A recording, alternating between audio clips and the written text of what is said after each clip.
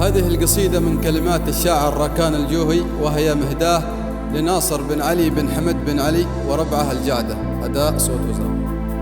شل مرسولي ويا شاهين قل له ناصر جاتكم من راس شاعر، في بحور الشعر ما قد جاب زلها، هجسه يبدأ على كل علم حاضر.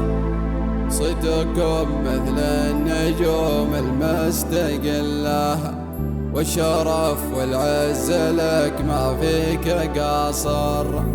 عمد يشهد لك على الناموس كلها، ورث الناموس كابر بعد كابر.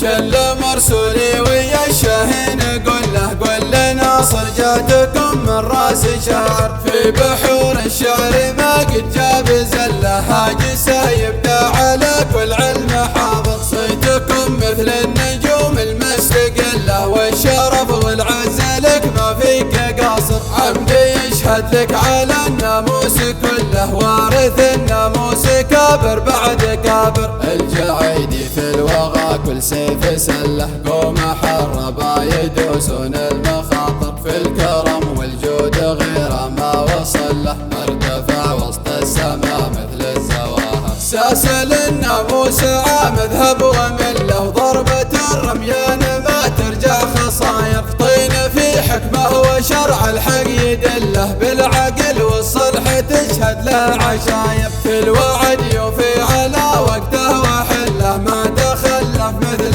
من يبغى المضار. يناصر المظلوم ولا يرضى المذلة، حي والله راسه قد سماك ناصر. ان بدعت الشعر قافي في محله، لي مثلكم حق واجب بين فاخر. ما بدعت القافة ويميني مقله، نبدعه لاجل المخوة وانت خابر. شل مرسولي ويا الشاهين قل له ناصر جاتكم من راس شاعر، في بحور الشعر ما قد جاب زله، هاجسه يبدأ على كل علم حاضر. صيتكم مثل النجوم المستقلة، والشرف والعز لك ما فيك قاصر. عمدي يشهد لك على الناموس كله، وارث الناموس كابر بعد كابر. الجعيدي في الوغى كل سيف سله، قوم حربا يدوسون المخاطر. في الكرم والجود غير ما وصل له، مرتفع وسط السماء مثل الزواهر. ساسل الناموس عمذهب ومله، وضربة الرميان ما ترجع خصاير. طين في حكمه وشرع الحق يدله، بالعقل والصلح تشهد له عشاير. في الوعد